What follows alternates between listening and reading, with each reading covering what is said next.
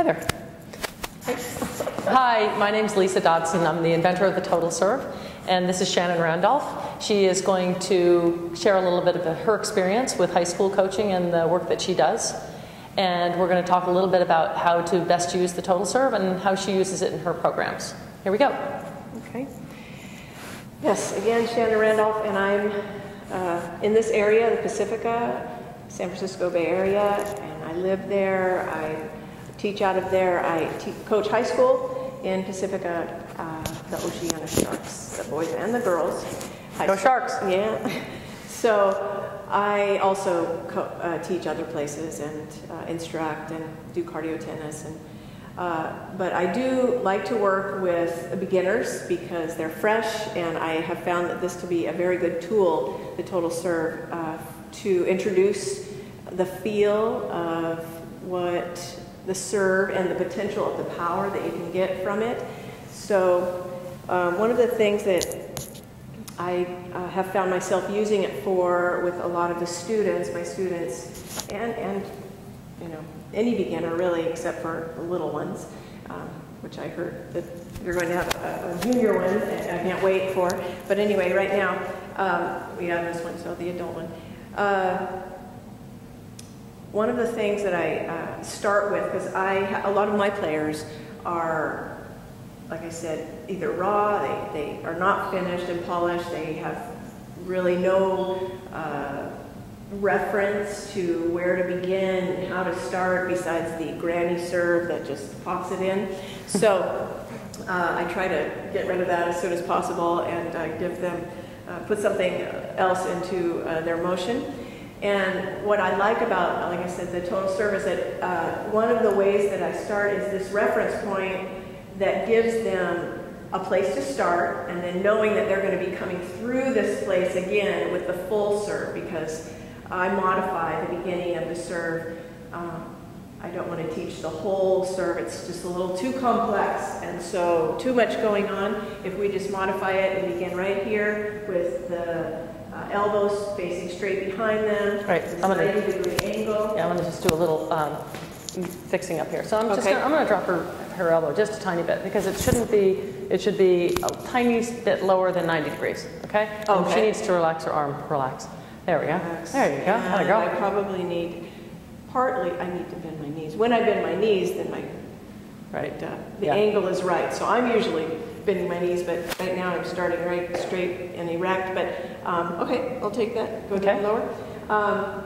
And what I have them do is, as they bring their arm through up and out, I want them to be able to feel the potential for the power that comes from their legs and this rotation of the hips.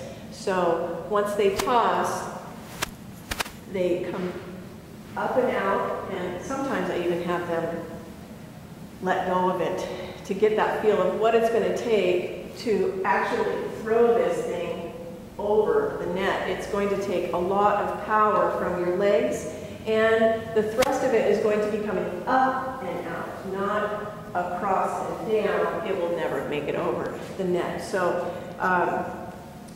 then they can get this feel of how much power, potential power, because initially when I'm teaching I say, let's slow everything down. Let's just work on the technique and not the power part of it. So up and over, and I have my hand catch it as it's coming down. What I like is that when you come around, because the way it's designed, the way Lisa has designed it, is the weight is at the end and weighted here. I like that it will carry over and it bounces and tip my hand down. So this is another way that we can gather some power later too. Is this motion and increase the speed here and make sure that my tip of my racket is starting to come down right after impact. Otherwise, a lot of my kids, I don't know why they want to do this, but they want to make contact and then just drive their arm down straight with the racket. And that is getting a weird spin, which could work sometimes, but it's not allowing them to ever have any more power than that, to be able to come like this down as opposed to out, up and over. And I like that weighted feel that allows them to be able to do that and draws it down to the other side of the body. So let's just kind of go over some of the highlights of what, you know, the actual total serve that I've had a lot of people just tell me that it's really smart. It's a piece of very high quality rubber, but it is very smart because it does so many things for you. And what Shannon's talking about is basically, since it's weighted on the end, it will just carry over through. And all of this description and showing that we try and do with our students of pronating and hitting up to a ball and all of those things, it just happens with this. And since this is nice and elastic, if you get any speed when you're throwing the end up or the head up, it actually, you can kind of feel a little whip going up. It's a nice little snap, and people then just get the idea of what it's supposed to feel like to hit a serve. And I think that's the most important aspect of teaching a serve. We can describe and show, but until somebody can feel what it's like, then they don't really know what to copy. They don't know what to do. And I see so many light bulbs come on, and when I'm just looking at somebody and they go through this and say, oh my gosh, that's what it's supposed to feel like? Because all they have is their serve. They own their serve, but it may not be correct, and they've never felt anything like a real serve. So some of the other things that I was looking at you when you were doing, I noticed that Shannon was holding down nice and low on the butt end of this grip, which is great. That just makes things heavier. So when she's working with her kids and they transition into using a racket, I would suggest that she have them hold 2 fingers or 1 finger, so we get really loose links on the arm. Yes, and I like that as well, because not only loose links, but it's true that a lot of kids do not have an idea about how tight the grip can or cannot be or should not be. So I like that if you just drop your hand down and it's coming off of the racket and it's actually built this way, which is nice. The little V is right there, the way it's supposed to be in terms of your grip. It does allow you to not be so high and not want to manhandle the grip and be so tight. So it just loosens it up, and then you do get that feel of everything just becomes looser. I like that. Right.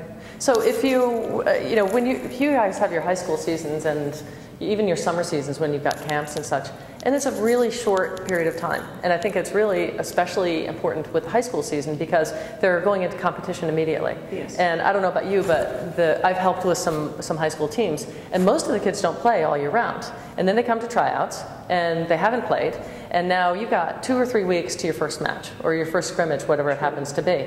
So you've got a lot of work to do. And the serve being one of the most important, actually the most important shot in the game, I think, and also the most complex, you need to get working on that really quickly. So if you had 6, 8 total serves, you could probably really make some headway. Yes, I would agree. Definitely make some headway. Yeah, because I know you just had 1, and then you have to share it around. So it's true. That would be just a suggestion for coaches that you get a bunch of them, and you can actually get something done with a serve. And those that are farther ahead with it, they can still benefit from it with rhythm, working on different parts with their legs, with their extension, whatever it happens to be. And with the ones that are really just raw, as you would say, with the serve, you just break it down and start it right from the beginning. So let's show them this other part with instead of just going from here to here, let's show them this swing part. You go ahead and do that. Okay. So the way they can feel to make the transition, because I find that if I start them here, that's all well and good, but how do we go to the next place where you begin the service motion in this position?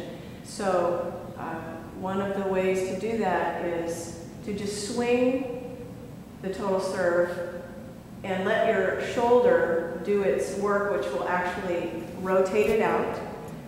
If instead of going straight back, this is not a natural motion. In fact, I can feel it in my shoulder. It doesn't feel too good. But if I just let it wag back, it opens up the shoulder just as you would with the rotation. Go ahead. And then you begin to make this transition right here. Right. So dropping it right back to that place where I said, this is the reference point. So again, and up, backing it to this reference point, and Lisa likes to manhandle me and make sure that my elbow is in the right place, which is good. I like that because it doesn't hurt for this thing to drop down on the other side. It would hurt more if I went like this and just whacked myself and had full range of motion where I was out of control. But here, it is the natural position. If I stop this reference point, then it's not going to come down too hard. So let's take it from there. Once you get to there, then what we're going to do is just push that hip forward, right? Yeah, we're going to, the hips come first. So. Right. Comes from the feet up. Woo. Right. So I'm very physical when I teach. I actually use this end of the racket a lot more than this end these days because there are lots of different parts to be managed here. Just a couple of inches or a tiny, tiny bit makes a big difference. Okay, I'm going to rotate my now. hip. There, that's perfect. Good. Okay. And now you're going to drive up. Right. Good. So that's kind of the full package. We all concentrate on this part so much, on the throw, because obviously that's what gets the ball going. But I think a lot of people are really just confused. They have no idea what to do on this downswing. And basically, lots of people did try it. I tell them it looks like they're just trying to get it over with because they go like this, right? So fast, and then they wonder why their ball toss is terrible because the ball toss goes the same speed as this fast-moving arm. And what we want to do is we want to control our ball toss so that, because all of our timing is built around this first part of the serve. So just letting this drop nice and gently and using your shoulder the way it's meant to be. So I'm not flipping my hand open. I'm not trying to keep my hand closed. That actually hurts me. We're just going to kind of let the arm do what it wants to do. Your hand is going to just open just the slightest bit, but just work with your body.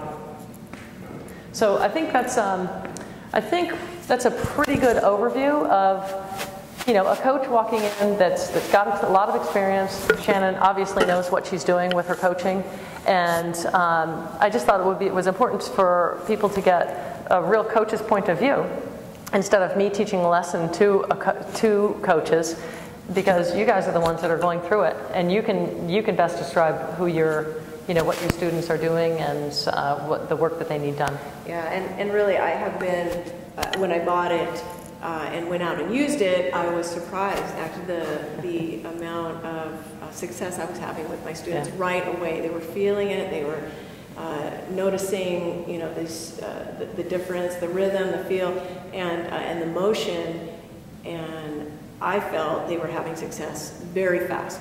Faster than I would have been able to do it with the racket. So I appreciated it, and that's how I ended up getting this one.